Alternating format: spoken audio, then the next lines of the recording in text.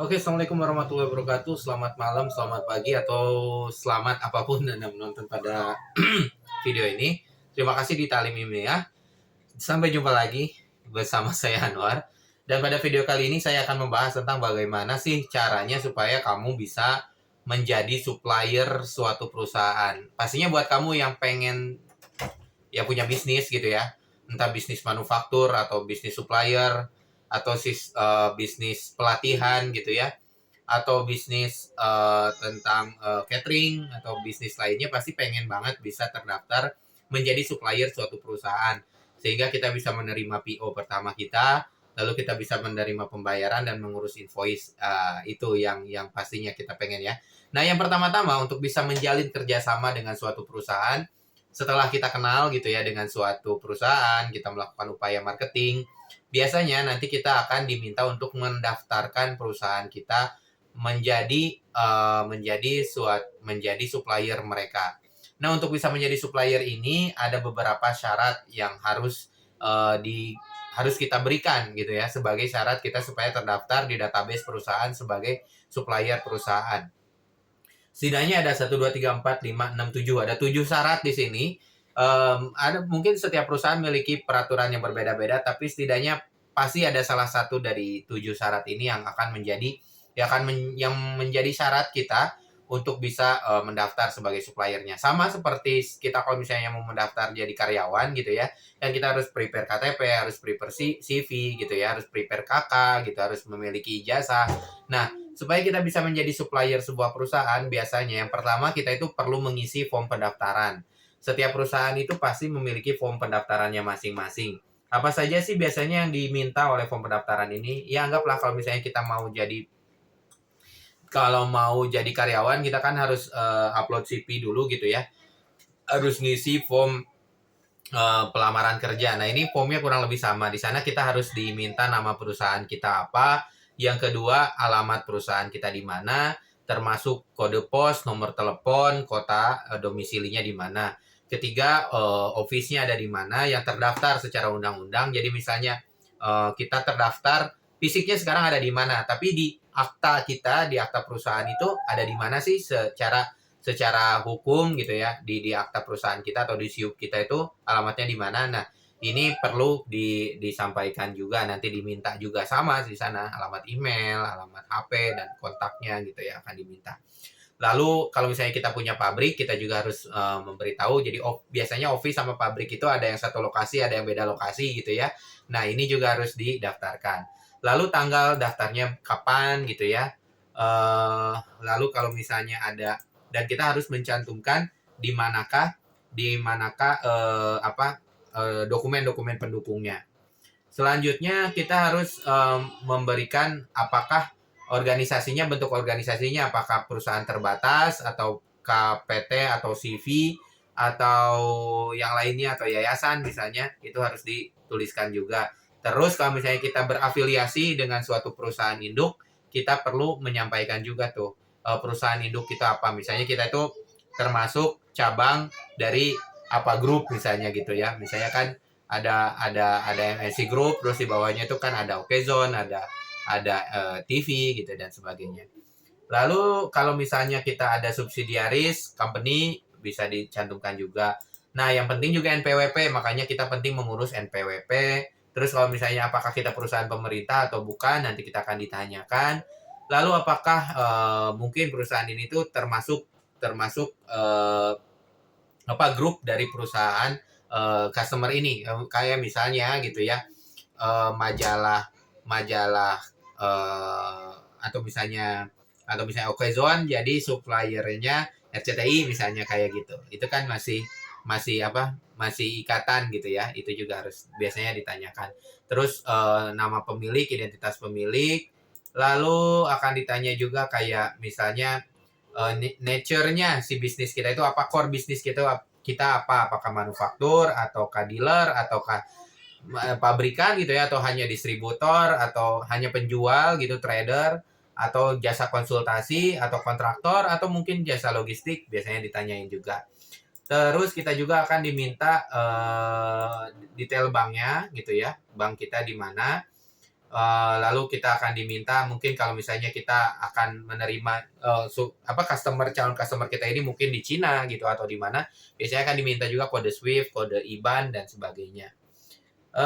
Itu sih kurang lebih. Nanti fotokopi buku tabungan juga akan diminta. Itu form, biasanya form isinya kayak gitu tuh. Form harus disiapin. Jadi udah kelihatan dari form aja dokumen pendukungnya itu apa aja tadi, NPWP, buku tabungan, KTP gitu ya. Sama SIUP kita atau ya sertifikat kalau misalnya kita nggak di Indonesia atau di mana yang diakui juga secara internasional gitu. Makanya kita itu perusahaan harus terdaftar juga di Kemenkumham, di notaris, dan juga harus mendaftarkannya juga di dinas perindustrian atau di di dinas perdagangan eh, yang mengelola di suatu pemerintah. Kalau di Indonesia nanti kita akan membahas tentang surat izin usaha ini, SIUP biasanya ya, itu yang jadi utama.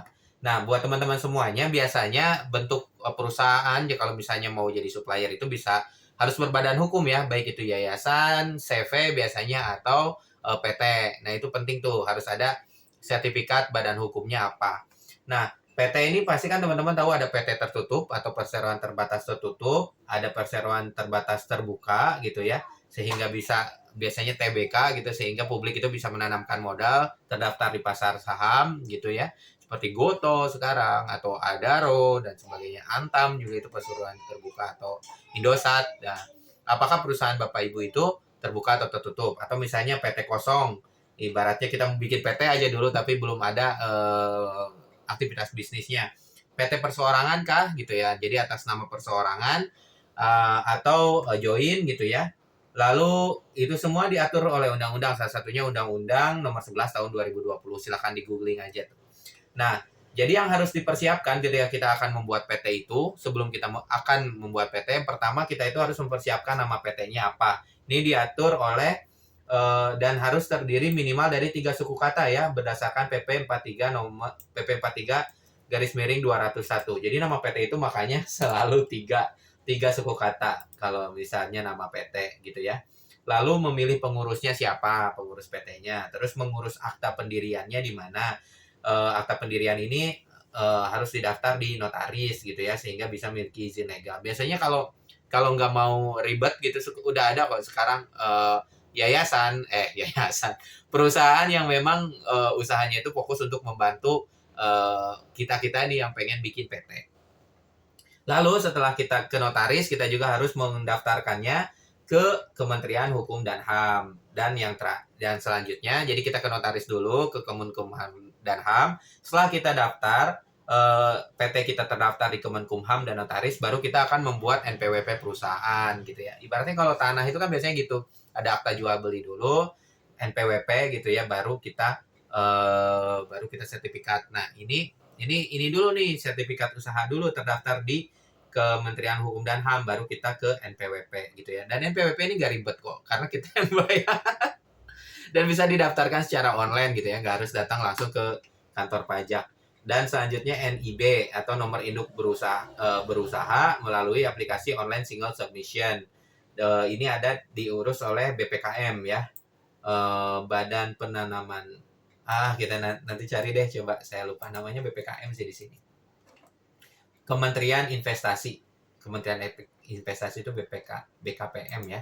Nah, itu pasti perlu terdaftar di sana. Terus yang terakhir ya kita harus bikin SIUP. Nah, itu dokumen buat perusahaan. Nah, ini penting nih buat daftar tuh, itu semua harus dipegang. Jadi akta perusahaan, akta dari notaris, akta dari Kemenkumham, NPWP dan SIUP, dan maksudnya buku tabungan tadi.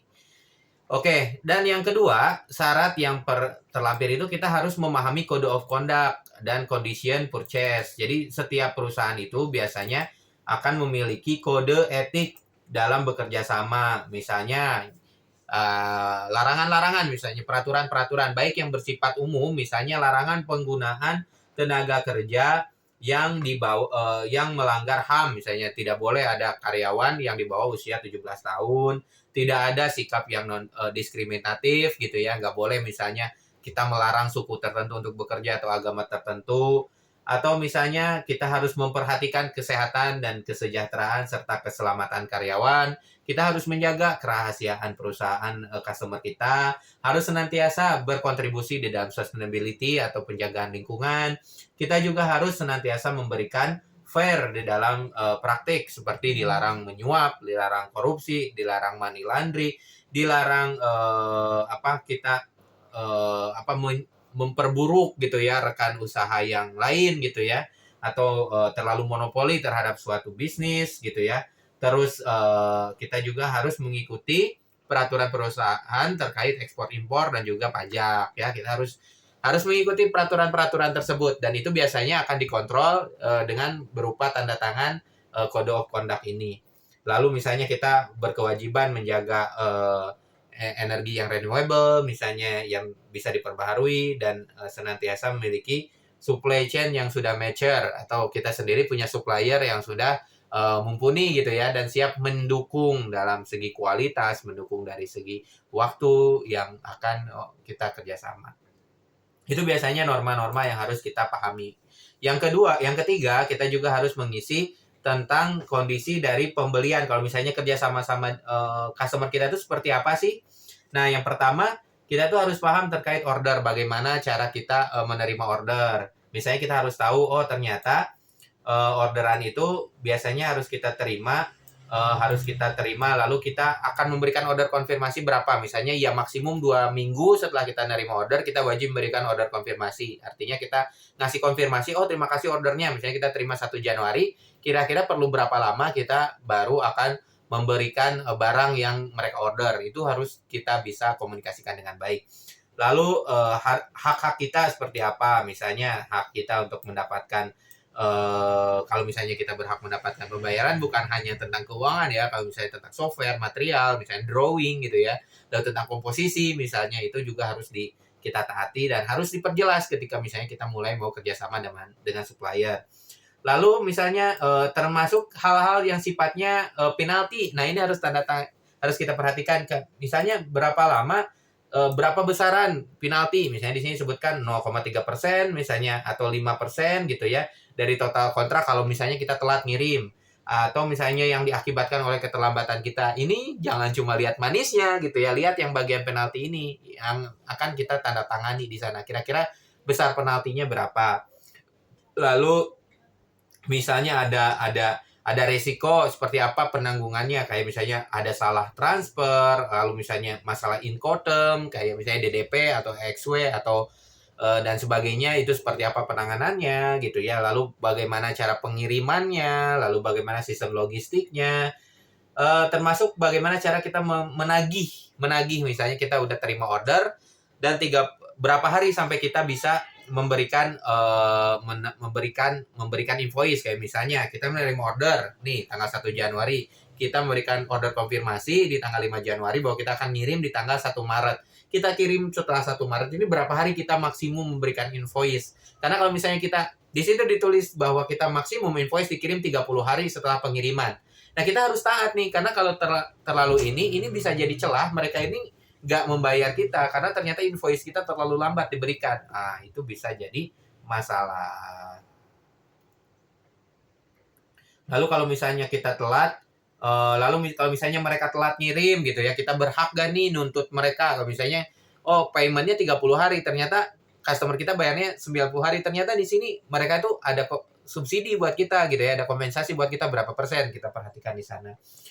Lalu masalah inspection, lalu kalau misalnya produk yang mereka terima nanti reject gitu ya, berapa persen mereka akan membayarnya, atau berapa persen yang jadi bagian kita, itu harus diperhatikan tuh di bagian kontrak gitu ya. Lalu kalau misalnya kita menggunakan jasa subcontracting atau third party, seperti apa konsekuensinya. Lalu jaminan yang mereka minta terhadap kita itu seperti apa. Lalu masalah tentang bagaimana kalau misalnya mereka order terus tiba-tiba cancel gitu ya. Apa kompensasi yang bisa kita terima. Nah, skenario-skenario itu harus kita pertimbangkan sebelum kita memulai kerjasama bisnis. Lalu jangan cuma terima aja gitu ya. Lalu kalau misalnya ada hal-hal yang sifatnya di luar hukum gitu ya, kayak misalnya ditemukan tindakan kriminal atau hal yang tidak diinginkan, itu penyelesaiannya seperti apa. Lalu masalah cyber security, biasanya sekarang kan nggak cuma masalah security secara fisik, cyber security. Kalau misalnya ada masalah disebabkan hal seperti itu, pertanggungjawabannya seperti apa. Ya seperti itulah kurang lebih kontrak dengan mereka, dan ini harus kita perhatikan. Jadi Code of Conduct dan juga Business Guideline ini jangan asal tanda tangan aja, harus kita pahami terlebih dahulu. Selanjutnya, tadi itu kita harus bisa memberikan SIUP, TDP, atau NIB, serta NPWP. Itu akan menjadi syarat untuk kita bisa mendaftar. Nah, di Indonesia ini kita itu harus minimal punya SIUP atau TDP atau NIB. NIB ini adalah izin usaha pengganti SIUP, TDP, ataupun SKU. Jadi kalau misalnya usaha mikro dan kecil, sekarang itu bisa memperoleh nomor induk bersama atau NIB. Nah, UMK dapat menjalankan bisnisnya. Artinya, ibu, bapak, para pelaku usaha hanya perlu mengurus NIB aja. Nah, ini juga. Nah, caranya kita bisa melakukan pendaftaran secara online melalui www.oss.go.id. Ini aja udah cukup nih buat syarat kita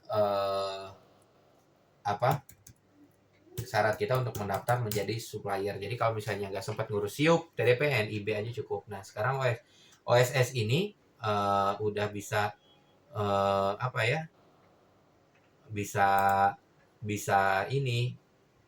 bisa mengurus gitu ya secara online. Coba ya saya lihat nih situsnya. Ini tuh masih di bawah Kementerian Investasi atau BKPM juga. Kita bisa daftar di sini. Saya coba daftar ya. Mungkin nanti kita coba deh bahas tentang bagaimana cara pembuatan OSS ini ya. Kalau misalnya mau di sini ditanyain dulu nih pertama. Kalau misalnya Bapak Ibu silahkan dibuka aja OSS. Saya nggak bisa sharing screen karena ini pakai laptop dan ngerekam pakai kamera. Jadi pertama kita misalnya modal usaha di bawah 5 miliar. Itu disebutnya UMK. Kalau lebih dari 5 miliar itu non UMK. Kita lanjut. Lalu kita apakah badan usaha atau orang perseorangan. Kalau perseorangan kita masukkan aja nih kita. Lalu nomor ponsel kita. Lalu kita bisa verifikasi lewat WhatsApp ya. Coba kita cek. Ini OSS ya. Nanti akan ada kode verifikasi ke WhatsApp kita. Atau kita bisa daftar juga melalui email. Oke.